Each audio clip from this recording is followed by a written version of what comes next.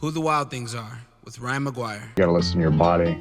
Oh my God, maybe, I could get out there, I could do this. Let's take a ride, find your wild side, real stories, see with your own eyes. It's so beautiful. I'm gonna have the best time out here. I was in tears. I was just like, that's the best, man. Welcome back to Who the Wild Things Are. My name is Ryan Maguire, and I'm here to bring you conversations with the most wild folks on the planet. If you're enjoying the podcast, please leave us a rating and review on your podcast platform of choice. And if you enjoyed the episode, share it with a friend. Appreciate you guys. Let's get it going. This episode of Who the Wild Things Are is brought to you by Kula Sports Performance. Kula is a high-performance gym based all around the United States, but more importantly, here in the Denver area. This is the place that I train at when I'm not able to go outside. They have a state-of-the-art facility with very unique capabilities. They have things there that I have never seen in another performance gym. Recently, Jacob Showers, who you've seen on this podcast before, has teamed up with Kula as well, offering a hybrid performance program out of Kula. So that is what I am doing for my current training. If you guys are interested, please check out Kula Sports Performance, and I'll see you in the gym. Okay. No, I think The you whole should. world is watching. Come on, man. You're right. You got this. I want you to do it. Lock in. Oh, Pretend you're right. I'm your guest. I am your guest. Lock in. Welcome to Who the Wild Things Are. We've got Ryan Maguire and Nate Smith. There we go. We have Nate Smith here with Yeah. us talking about the last Mountain Man Standing race, which is going to be pretty sick out in Conifer at June 21st. Yep. That was awkward. I think you nailed it. I'm sorry, I forgot your last name. It's okay. That was really Smith. rude of me. It's only one of the most common last names in the world, so I'm gonna really take it personally. But You would no, think. it's okay. I know. It's okay. Smith. I don't think I've ever told you my last name, to be fair. I will be honest. I think I knew your name from Instagram. That would make sense. Yeah. Does it have the last name on there? I don't know. It does. Oh, well, It does have one there. I have no excuse. All right, so we okay. got Nate Smith. Yeah. We've established that Nate is here. Nate, tell me how this is weird because I'm in the guest chair. Yeah, I'm in charge right now. Tell me how the last Mountain Man Standing idea came about, or like what the genesis of this race is. Well, really, I mean, I think you kind of had the initial impetus for it. Like, you had a download from some journey you went on, and I resonated with it. And we went to the property, and I think it was really us being on the land together, going for a walk, talking about it, and then seeing like, oh, wow, this could be really cool and could be really exciting. Me personally, like, I don't have as much experience in the race competition space as you do. So it kind of just takes stuff that, like, elements of things I like to do in life anyway, which is, be out on the land, sort of adventure runs that I just do on my own, and strength style obstacles and things like that. It kind of puts it all together and puts it into like a fun package that is going to really challenge people. And I like doing really hard things. That's something I love doing. So I think you had sort of this brainchild, and then it's kind of come to its full form almost. We're going to test it out soon. The idea of the race is essentially it's last man standing style, which is a popular format for ultra running. Some of these races have gone for days, 400 or 500 miles, like the 4 miles per hour style. But we wanted ours to be a little different. So the way it works is you have 4.1 miles to complete this, you have 1 hour to complete a 4.1 mile loop. On that loop, there's strength obstacles. So it's kind of combining this wave of hybrid fitness. Difference is you're outside in the elements. You're out in the mountains. And I think that was a really important thing when I thought about this initially, was like, who can I partner with that like understands the importance of this being outside in the mountains and being gritty?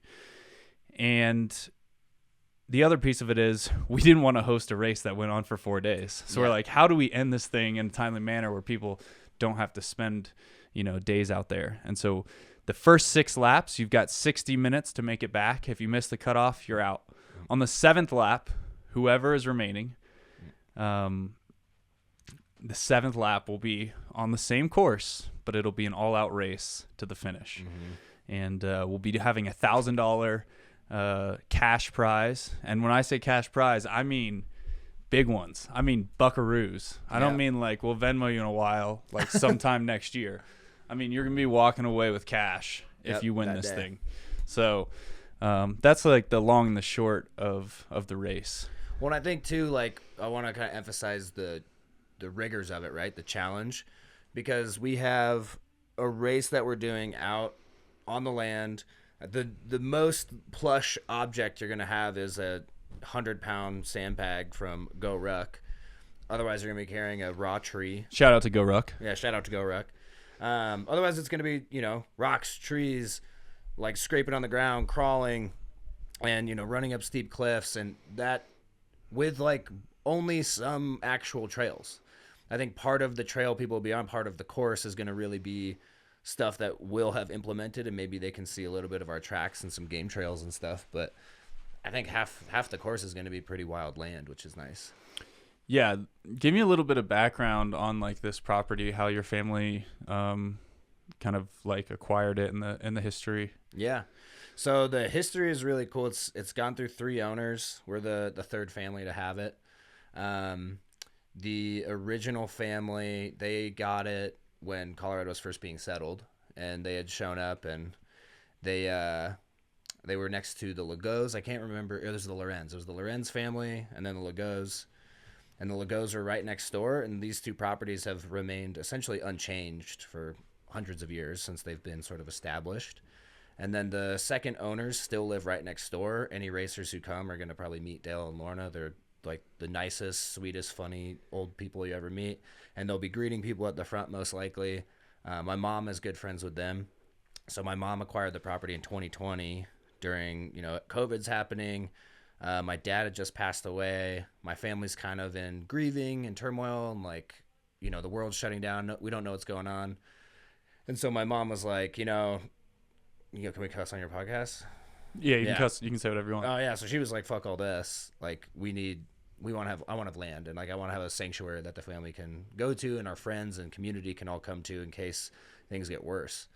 Thankfully they didn't, and now we have this wonderful property that we've been running events on. I've been doing backcountry hunting events, teaching people about field dressing and hunting skills. I'll do movement events. We've done a survival course there with a friend, Rory, and he's very similar to the stuff you're doing, Ryan. And so yeah, the whole idea with it is like community centered, like letting the nature be the teacher, letting everything out there be the teacher, and we're just sort of facilitators of that. We're guides of that. And I think a sort of a fitness challenge on this land is like a really fun logical progression. Like when you brought it up, I was like, this is perfect, because I kind of made a vow to not want to run any like events, like multi-day events is what I've been doing out there. And I didn't want to do any this year. And you said, hey, like, this is a one-day thing. And I'm like, that's actually perfect. Like, here's, like, let's do a one-day thing that allows people to come on here, enjoy the beauty of it, but also test themselves in, like, a really fun, challenging way. Yeah. I think part of our short-sightedness is me and you both, like, doing, like, really fucked up shit. Like, freezing in the desert and just, like, going on very little food and working out super hard and doing all these, like, basically like pushing ourselves without modern conveniences. Type 2 fun, yeah. And so one thing we've implemented with this race is called like the Foxtrot, which for anybody listening to this who's heard the beginning of this and wanted to shut it off because they're like, I'm not running that far. Well, we kind of thought about that, which is we're offering a single lap, and it's basically putting you to the test through the course. Go as hard as you can for that single lap, but you don't continue on and do lap after lap with all the other racers. So if the entire enchilada feels like totally out of your wheelhouse, I understand. At one point in time, it would have been completely out of my wheelhouse for sure. We're going to have, some of the best trail athletes in the country, if not the world, at this. And there's going to be some really special performances, I think, put on. But if you're just like someone that wants to get in the mountains, wants to test yourself, we also are offering the Foxtrot for that group of people. And I think that's completely like, no one should feel bad if they want to do that either. Yeah. I'd probably closer to a Foxtrot level of endurance For sure. I would like to think if I really push myself, I can maybe get 3 laps. But knowing some of the people who are coming on this race, I'm like, just have fun. Like, you know, like, I don't think I'll like keep up with that, but I know that I can help construct one solid lap. Yeah. And if we can make one solid lap, and if somebody can do the foxtrot and be like, damn, that was like one of the hardest workouts I've done in a long time, like that's going to feel really good. We want it to feel fast paced. We want it to be engaging and enjoyable. And so that is, to me, that's like, I would like to see more people wanting to sign up for that to make it sort of this like fun camaraderie thing. Yep. Right now, all of our signups are the full race signups, and like, let's get foxtrotters in there. So anybody listening, it's like, just sign up for fun. Like, it doesn't have to be like, you don't have to come be like the top dog who's gonna do 6 laps of this. Or maybe you are the top dog and you're like, so one of our friends, I was talking to Jeff Rhodes. He's putting on another thing called Denver Duel Day, and we're kind of co-promoting our events together and sharing ideas and figuring it all out together. He's a first-time race coordinator, just like we are, and he's running Leadville this year. So he's like, oh, I might not be able to like rip myself in the mountains at your event, but like I could still come. And it's like, okay, do a speed workout. Go to a foxtrot. It's like a very cheap ticket for what you're getting. Go run it fast. Like, just do one round, 4.1 miles in the mountains. There's 2 big climbs. There's some heavy carries. Go do it fast. Or if you're like, I want to do it slow and enjoy the mountains, do it slow. There's no rules. You can do it exactly how you want, and there's a lot of flexibility with that. No, I love that. That's a good perspective to have on it, because it is kind of like, that's how I've thought of it, is like, how do we make like a really hard workout and then do it over and over and over and over again. Yeah. That's outdoors though. I honestly do think, as far as I know, I feel like I'm pretty tapped into the trail community. There's nothing like this in the world that exists. Like you mentioned or alluded to in the beginning, I kind of had a download, and this idea came to me, and I was like, what if it takes a certain amount of endurance to get to the 7th lap, but then the 7th lap, you have to compete using your speed and whatever you have left. Yeah. And I don't think there's anything else like that. Most races are just like, last one to quit wins. Yeah. Right? This isn't like that. This is like, you have to be strategic and be resilient. And then at the end, you also have to have that turnover and drive to finish at the top spot. And you can't just be a trail runner. Right. You can't be like, you need to be able to move heavy things efficiently. Very, very heavy things. Yeah. Hundreds of pounds for the men and 100 plus for the women. Yep. And it's like, anyone who's done like hybrid style training in their life, and anyone who's a strength athlete, knows that when you're moving heavy objects and then have to go straight into something that's requiring you to be endurance focused is incredibly challenging. Yeah. And it's fun though. Yeah. I will say it right now. I think most of like the group racing aspects, I can only speak for American companies because most of, I guess I came back from Dubai, but most of the American companies have fucking nerfed all the competitions. Really? Okay. Spartan used to be hard. It used to be technical obstacles. They would put you through wild shit. They would be really brutal. And like, then they took down like the big carries. They took out the heavy stuff. They took out the highly technical stuff, and they made it accessible for everyone, which is great. I'm sure it's better for their ticket sales, but they made it easier. High Rocks in the beginning, they had these super heavy sleds, and that was like the quintessential thing was like your first High Rocks, you would go in and you would think you were fit, and you would get destroyed by these sleds. Like, people on the sled pull alone would take 7 minutes and just be absolutely gassed. What's the sled pull now? How much does it weigh now? They're technically the same weight, but they've changed the sleds. The surfaces have changed. Yeah. And so now the sled times are like 2.5 minutes. Those are still hard from when I did it with you. They're still hard, but they're not nearly as hard as they were when they started the sport. Yeah. And so like, that's like this general progression, this funneling I see is like, as these companies get bigger and more corporate and more new age, they want to make these things like easier. Yeah. So that everyone can do it. And I agree. I want a race that everyone can do, but I think that's like what the Foxtrot is for. I think everyone can do 1 lap of this. I don't think everyone can do 7 laps of this. Well, and when you're doing the Foxtrot, you're not limited to an hour either. Right. If you need to take longer, take longer. Like, you're out there doing the course. And one thing that I just thought of is like how Ryan and I both agreed, we don't want this to be like a bougie race. We want this to be kind of the backyard ultra, the best friends hanging out, like, let's do something fun together and like put together this community thing. that's sort of the ethos that we're going into this with, and that's the vibe we want to bring. Do you want to say like why that's important to you? Yeah, I mean, one of the first things, like when we were making the advertising materials, was like I wanted to say this is an old school race. Like, and when we talk about it, we're like, we want this to be friends getting together and doing like something really hard. We don't want this to look like a big corporate event. We want to bring in sponsors and affiliate companies that we feel like hold that like mountain mission and like outdoors health and wellness. But we don't want this to be about money. We're not going to make money on this. We don't want this to be about like publicity. We don't want it to be about any of that. It's just like grit and determination and people having a bunch of fun. And that's why I like the community center, which like it's really cool. You park and then you kind of move down next to this lake. It's a beautiful property. And then there's what we call like the mountain village, which is where everyone's going to be kicking it. So if you don't want to race, just come and hang out. Yeah. You know, drink a beer, say hi, volunteer, cheer people on, whatever. But the mountain village is supposed to have that vibe where it's like, yo, we're all out in the woods together. Like it almost feels like a camping trip. It almost feels like, yeah, you're out in the boonies. You're not like in an air conditioned building or, you know, some kind of cookie cutter situation that you see at so many races. Yeah, I mean, I haven't competed in any, and I haven't really been to too many, but that's always been something that's like turned me off of them. Even is like, I do so many adventures outside alone because it's kind of on my terms in a sense. Like I like to just be like, hey, like I want to go do something hard, and really feel like I'm connecting to something beyond me. And not that you can't do that in a Leadville 100 or something. I'm sure like you've done these like big long slogs. I'm sure you've connected with some, you know, the divine or something. Like the ancestors. Yeah, something is fueling you to do that, right?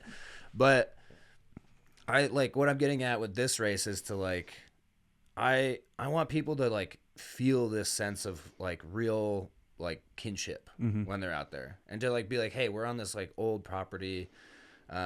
Come with like a level of respect for yourself, for your competitors, for the land, and they, like really just be there to like have fun and challenge yourself, and not have to like prove something, and not have to do it because you're trying to be like a sponsored athlete. Like, you know, just like come because you want to be a good athlete. Because you want to do it to yourself. Because you want to push. Exactly. You want to be outside. You want to push. And I mean, the location couldn't be any better, right? It's like close enough to Denver that there's no excuse for anybody. Yeah. From my house, it's like, yeah, or your house. From our houses, it's like nothing. Yeah, it's a stone's throw. But even for people, if you live in downtown Denver, it's what, 35, 40 minutes? 45 minutes with traffic. 45 minutes? Yeah.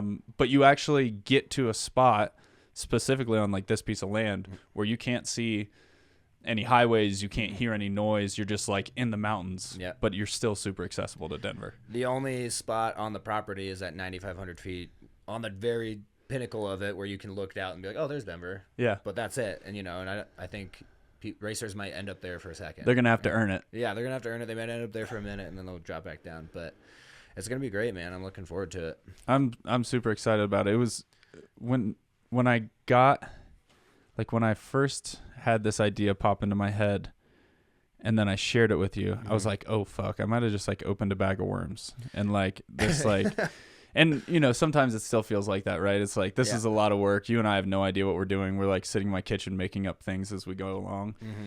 But ultimately when I realized it was the right decision is when we got out there and instantly you and I were like, all right, this is the corral. This is where they start. This is where they go. Yep, they go to there, here. That's where this obstacle is. And it was like, it basically just like unfolded. Yeah. It took like no work to visualize. We didn't have to be like even creative. We're like, yep, everything works perfect. Yeah. It's well, like that like, before I don't want to be too tangential, but like, that's a testament to like reading the land, right? Looking at the land is like, what is it asking us? How is it shaping like this course that we want to build? It's already there. We just have to look at it correctly and feel like what makes sense for the racers to do this. And that's like using the land as a guide or a teacher and just it showing up in a very practical way. Yeah. I'm glad you brought up how you're like, what the fuck are we doing? Because I definitely like, even today I was like, damn dude, I'm kind of like overwhelmed putting this race together. Yeah. But coming here, hang out with you, sitting down with you and Nicole, and going over, I'm like, oh, there's that spark again. And doing this podcast, I'm like, I know we can do it. It's the right thing. It's the right thing. It feels good. Like, it feels in alignment with where we're at, and like that. Anytime I get that feeling, like being with somebody, I know it's the right move. Any of the negative self-talk that shows up when I'm alone, I'm like, oh, am I doing the right thing? I'm so busy. I'm stressed out. It's just like, that goes away when it's like, hey, let's like do this. Now it feels good. You're going to be so running fit when you get to the primitive runner this summer. Yeah. You're going to be like, the fittest guy on the course, because you've just been like, hopefully carrying logs up the mountain for the last month. Yeah. Training on it. Yeah, dude. I mean, been doing a lot of stuff to like, get up, like really up my game with it and be smart about it. Cause I always think about it. I'm like, man, so I think the people who got really successful at running in the past, other than being like, let's like not hunter gatherers, but like in the last, let's say 50 years or something, like pre-90s, before we had really good heart rate technology. It's like it just weeded out the people who were not genetically predisposed to being good runners. For if it was like a marathon runner, it's like if you weren't genetically predisposed to it with like a good zone 2 or whatever, it's like you were just not going to be good at it. Yeah. And like if you were a good sprinter, it's like you just gravitated in that. That still happens in sport to this day.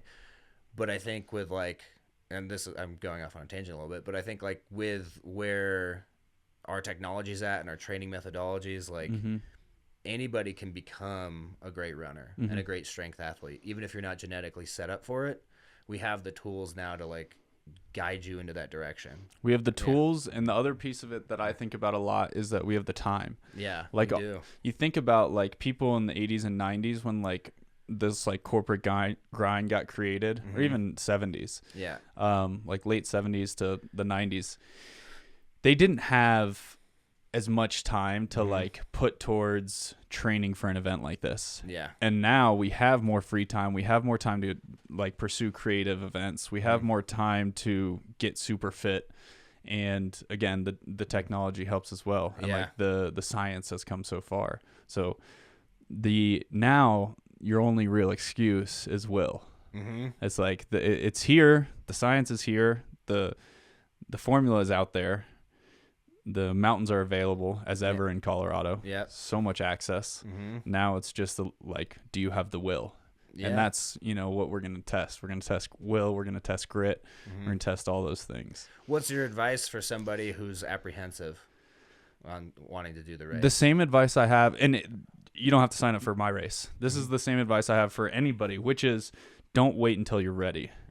Like, I had to, like, when you look at me, you like reference me as like a runner. Yeah. I didn't think of myself as a runner maybe until like this year. Really? Yeah. Like, I mean, not as like, I didn't ever think I had any running prowess. I just was willing to like sign up for really big, hard things.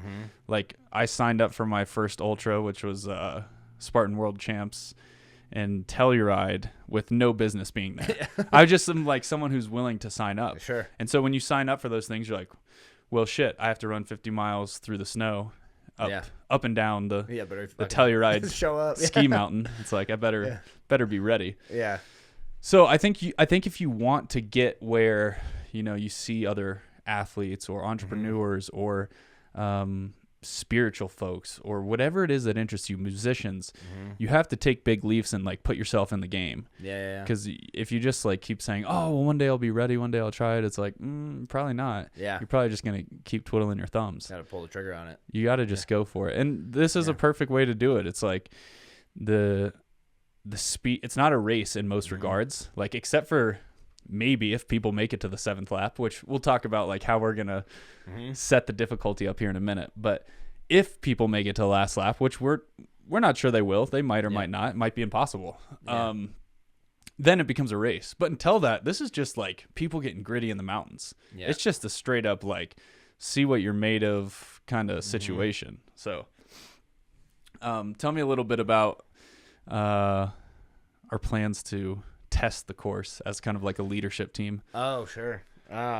Yeah, I mean, so right now it's blanketed in snow, more than half of it probably. So yeah, when Ryan mentioned our initial like excursion out there. We were on skis and his split board, and Yeah. we kind of like skinned out, and we sort of needed. We definitely needed them in some spots, and other spots were kind of like, well, this is just kind of fun to have the gear on. But moving in April, like to test the course out, is I think we'll be able to get like half of it done at least, depending on where the snow's at. Mm-hmm. And what I would like to do is like whatever sections are open is actually like go run it. Mm-hmm. Not do an obstacle, but just like, hey, let's first run like section A, whatever we're gonna call it.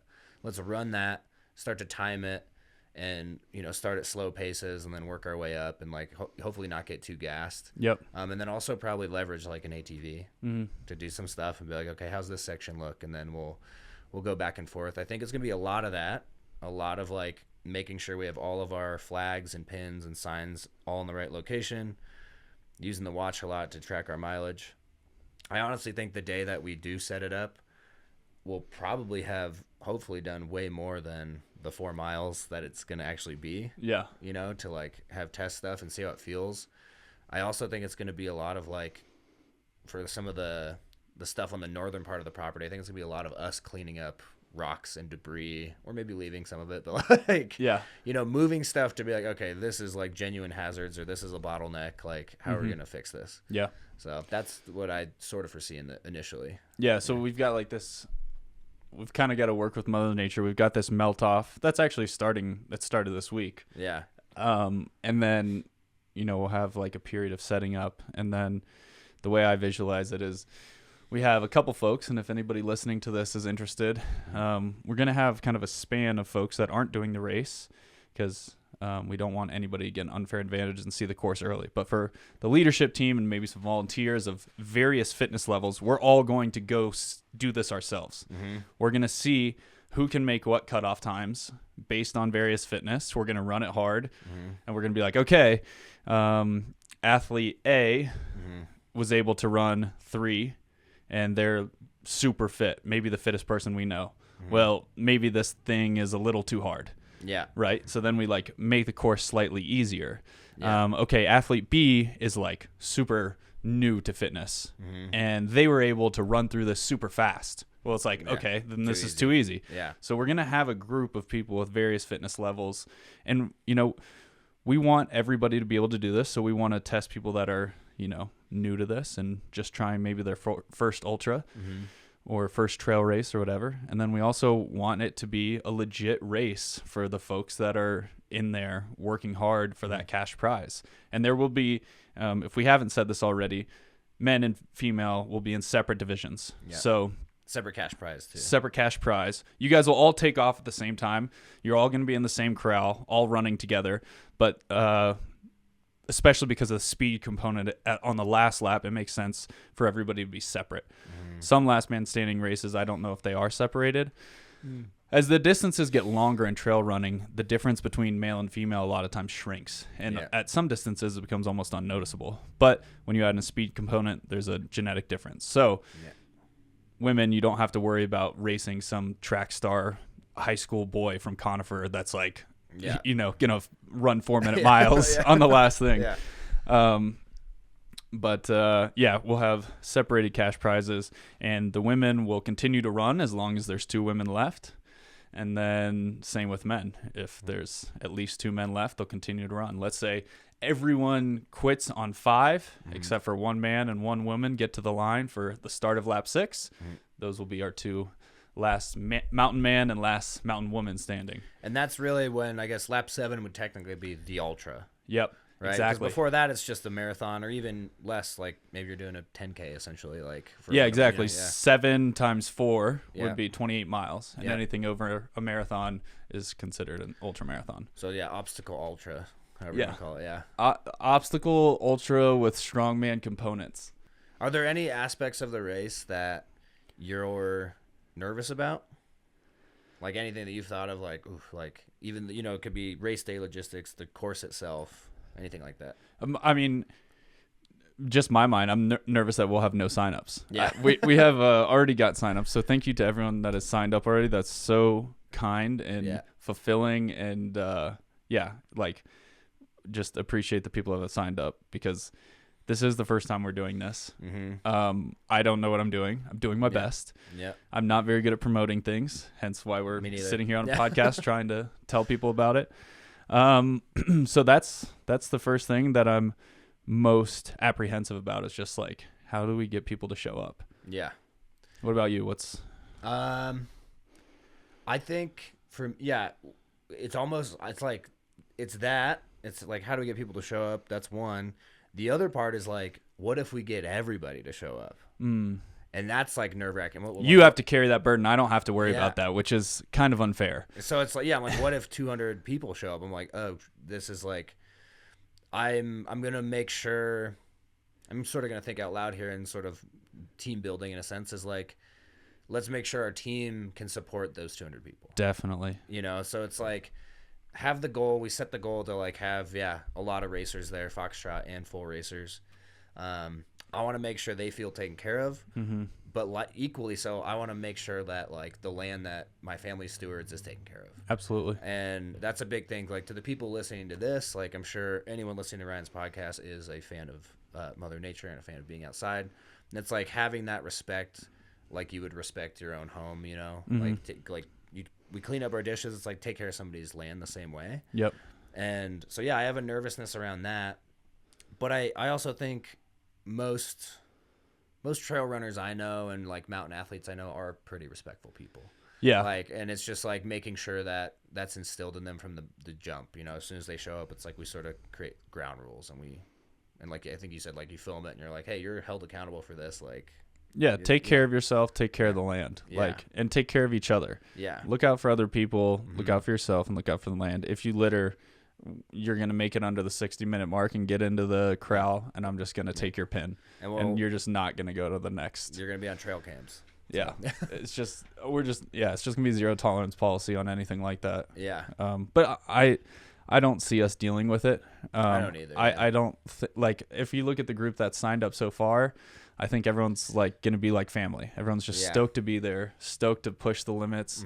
No one knows what's possible for this race, which is also kind of exciting. It's like, I was thinking about like the future of this race or the future of this style of race. I'm like, well, there will never be as much mystery associated with it as there is right now. Yeah. So, well, and that's, I was talking to our mutual friend Jacob, and Jacob shared with me, he's like, no one knows what it is, dude. He's like, we need to make a video on it, and we have one coming soon. Yeah. We had the little blurb that we filmed some months back, but it's like, we know what it is conceptually, I think, but it's like, until it's in existence, until we actually day of shows up and we run the course with everybody, or even the test days, then it's like, that's what it is. And I think it's going to be ever evolving, like any event is, right? Things get better as we test them and progress them, and like maybe year 2 of this, maybe it's totally different. I don't think it'll be totally different, but I bet there's going to be a lot that changes that we were like, these are the big growing pains that we didn't even see coming. Yeah. And that's like anything. I think you and I have a lot of the same skill sets.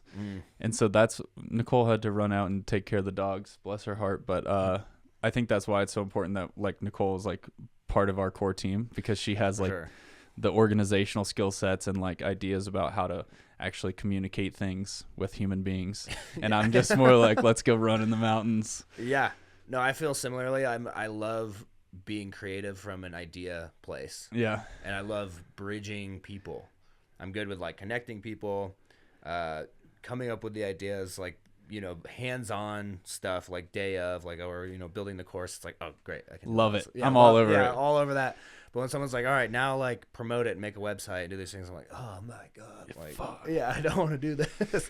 But there's like, maybe we can get a little, I imagine you get a little philosophical on your podcast. It's like, how much of that story of like, this isn't my strength is just a story that self-told, and I've like, it's self-prophesized. I've created that. But that said, it's like, it's also a beautiful place to say, hey, Nicole, we need your support. Hey, Osborne, whoever, like, we need your support on XYZ. Yeah. And that's like what a tribe is all about. Yeah. We have strengths and we have weaknesses, and it's like, don't ever feel like you have to be the one person that's like, I got to make sure I do all these things. Right. It's just, no, just own what you're good at And like, yeah, we can nurture the fact that I don't want to make a website. Maybe I'll make one that's great someday. You did make the Eventbrite. I Give did yourself a make little, the event. give yourself a little credit. Yeah, no. But you know what I'm saying? Like, it's like there's something. It's like I can nurture that a little bit. But if we have a friend and teammate who is better at those things, it's like let them shine. Yeah, let them be better at those things, and it's just gonna make our whole project better. For sure. Yeah. So we talked about our biggest fear. What are you most excited about, like day of? Like Day when you of? think of like you're watching the racers go around. Is there a storyline or obstacle or something you want to tell people about that you're super stoked on seeing it play out? I'll give you two things. Okay. I'll give you like the community aspect that I'm stoked about, and I'll give you kind of like the race aspect I'm stoked about. Community aspect, in kind of the ideal situation, is we've got the sponsors we're excited about. We have people there who are showing up. I believe like Evergreen Brewery, Boom Mountain Sports, Go Ruck. We've got a good crew of volunteers, and that when people are in Mountain Village, it's like kind of festival vibes. We're having fun. There's music. Everyone's laughing. Like we're like excited. We're watching the race with binoculars. Like that, I'm excited about that camaraderie. And then you and I will probably be like running around like chickens. Crazy. Yeah, we'll probably be doing all kinds of stuff, but still, it'll be fun. I'm doing cartwheels. Yeah, you're gonna be cartwheeling to the next station to like help somebody. The events, like the part that I'm like really stoked to see, and I think maybe for you too, is for you to see, like the log carry part. Yeah, that's the one that I'm like is gonna be interesting because it's right by the Mountain Village, so everybody's gonna be watching. Yeah, and that's pretty exciting, and so it's also gonna just decimate some people. Like it's really gonna like be ready for the log carry. Yeah, be ready for the log carry, and I think it does. Yeah, men, women, whatever your athletic background, it's just gonna be hard. It's gonna be just mental. Yeah, everyone can do it. Yeah, everyone can definitely do it, but it's gonna be, you're gonna be really humbled when you like. I think anytime I do it, I think about those guys who built all the cities with all the timber and they clear cut all this stuff, and all day they just hauled wood back and forth all day, and I'm like, that's like the quintessential like lumberjack. He's just massive with his red flannel. Yeah, and that's what we're trying to embody is like bring some of that back, bring some of that like mountain man spirit back. Yeah, that shit's dying. Like it is. We need to remember that like our grandpas and great grandpas were like just out here building houses. Yeah. Like they didn't have 3D printers. No, they just like got work done, and we need to remember where we came from. Yeah, it's like what I love about it's like it doesn't mean you have to like do what Ryan does or do what I do and like completely try to fully emulate that lifestyle, but you can just train that way. Like feel it, just feel what it's like to push your body to a limit. You might have a job as a software engineer or something. Great, more power to you. We need people doing that. But it's like push your body to the limit. Like your body still is hungering. It's never going to stop hungering for challenge.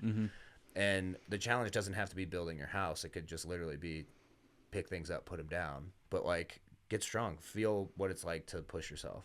And I think something that's fun about logs and rocks as opposed to like, weights or kettlebells or whatever is like it's so unruly. A 30-pound rock isn't so much heavier or more awkward than a 30-pound kettlebell. Right. And same with a 100-pound log is going to like humble you so much more than a 200-pound barbell. Sure. So I love like playing with that kind of stuff. Yeah. The earth elements are going to be special. Yeah. My one thing I'm excited for, I'm excited to see like the elite competition. Okay. Yeah. I want to see who's going to come out. And I want to see on the girls' side, I want to see who can beat Chris Rogloski. Okay. When I made this race, like I made this race, I was like, what would I want? Right. I would want it to be in the mountains. I'd want it to like involve some heavy carries and like natural implements like tree carries and stuff. If you saw the Morrison Mixer event I did last year, it was like my first event I put on. You had a tree squat with like an overhead carry. I like the natural implements like you were mentioning. So I'd want in the mountains, natural implements, and then I'd want it to be a combination of like you got to survive and have grit, and then just this last burner finisher where it's like everyone's in Mountain Village, the finish line is coming into Mountain Village, and everyone's just like, who's gonna, they're like coming down these trails and like, they're going over the balance log, over the jump wall. They got to do the tree carry, and this is all in front of you, and you can see all of it playing out. I'm excited to see both on the men's side and the women's side be like, who actually ends up taking it. Yeah. I think that's going to be sick. That's going to be really sick. It's also going to be interesting when it's like, will it even come down to a lap 7? It's true. We don't know. Yeah. And that's part of the mind game, right? Is like, it's, you're going to be running if you're like trying to win this thing. And I think a lot of people will. Like $1,000 is a big cash prize for a trail event, especially a first year trail event. Should we specify that it's 500 to men, 500 to women? $1,000 purse. Yeah. 500 men, 500 women. Yeah. Winner takes all. Yeah. And that's a big purse for like a first year trail event. So I think it's going to attract some legit athletes. Yeah. And yeah, I'm just excited to see how it works out. I think you'll have to pace yourself in the beginning, obviously, because you'll be going 6 hours before you get to the race. Yeah. You're going to be moving through the mountains for 6 hours before the race. And then you're going to have to see what legs you have left. Yeah. And at that point, everyone knows the course real well. There's no mysteriousness. You know exactly what's in front of you. And everyone's like, okay, do I come out hot on the 7th lap and try and build a gap going into the first obstacle? Is there one obstacle that's taking people longer than we expected? And like, do people hold back and wait to have juice for the ruck carry or the tree carry? It's like, how does the race pan out after everyone's absolutely exhausted? How do you feel about not running it? As such a like competitive guy, I feel stoked. Honestly, that's a good question because it should bother me, but honestly it doesn't. Yeah, because you get to run it. I'm gonna pour my heart into it during this thing to see if I can make it to the 7 hour mark. Are you gonna try? You're gonna try on our test day to just do? I'm gonna try and win. In theory, yeah. I'm gonna do the 6 hours, and then I'm gonna run the 7th lap as fast as I can. Yeah, and then I'm gonna write my time down and just be like, all right, this is what I did. This is what I did. Yeah. Now, what I run or finish or don't finish might not matter because we're doing that a month before, so we have plenty of time to tweak the course here and there. Sure. I would be super surprised if we get this thing perfect the first time. There's a lot of variables. The course direction, how much bushwhacking there is versus like open trail, and then just like length of the obstacles. Well, I think a kind of unforeseen one potentially is like, even if we test it with 15 people, which would be great. I don't think we're going to get that many testers. But like, let's say we get 10, 15 people to test it. We're not going to really know what the bottlenecks are like for a 50-person race or a 100-person race, right? Like, we're going to be like, oh, this is perfect. There's plenty of room. Yeah. Until like you have 100 people on it, and then all of a sudden you're like, oh, wait a minute, that part might slow them down a little bit. But that's part of the race. That's part of the dynamic of the strategy, especially on lap 1, is to be like, ooh, I don't want to get stuck in that area again. Yeah. I think we can avoid a lot of the bottlenecks by moving the obstacles later. And like 4 of the 5 are later. And so the climb is going to separate people. Yeah. And there's one early obstacle, which we don't have to reveal yet, that's also going to separate people because anything that has the potential to extremely slow down people is going to make a gap. Yeah. And so I think by the time you get to like the more technical obstacles and the heavy carries, I don't think there will be much of a bottleneck. Yeah. In my mind. Yeah. I think I think we'll have to get out there after. We're going to have to try it. Yeah. There's one section I feel like may be like inevitable, but just based on the land and the fencing too. The fencing. Fencing is like an interesting aspect that like we're going to have to figure that out. It's more of a logistic for us to worry about, not the racers, but there's a lot of cattle fencing out there. And old cattle fencing and stuff that we don't want to take down because we do run cows out there sometimes. There actually may be cattle out there when people are running, which will be fun. Great. It'll be fun. Sick. Yeah. And they're like very friendly, but like sometimes like intrusive. Yeah. That'll be interesting. You have to ride a cow. At least one lap. You have to get the boy. His name's Federal. Yeah. You got to jump on him and take him across the finish line. Yep. They've actually, I was shooting archery out there, and I had Federal come up to me and take my target, and he moved it. He grabbed it, and they started playing tug of war with it. And I was like, you got to be kidding me right now. He's like, this is mine now. Yeah, I was like, want to shoot you with my bow and take you home to eat you. But- Anything else that seems relevant that we should talk about before we pop off? Nothing that comes to mind, man. I think we Cool. covered pretty much everything. I think we should do one more of these when the Yes. event gets close and we have like a lot of the racers' names, and I think we should do a fantasy draft. Oh, that's Like fun. we each pick names Yeah. and we see, like that. who can pick the winner. Yeah. I like that. And we'll do it after we've at least done one test day too. Yeah. Or initial like put together so we can do an update on what the course is feeling and looking like. So. Yeah. So if you guys are interested, give them your Instagram. It's Nate_P_Smith. I deleted it off my phone, so I'll check it once a week on my computer. Nice. Yeah. I have Opal, which basically locks me out, so I can't perfect. use it. Yeah. My Instagram is ryan.quinn.mcguire, and you can learn more about the event on our Instagrams or on the Eventbrite page, which is in both of our bios. Yep. And if you're interested in racing, volunteering, being part of the prep day, just want to wish us good luck, reach out. We need all the help we can get. And super stoked to make this thing come to life. Dope. Thank you all. All right, Appreciate till you next guys. time. Stay well. Bye.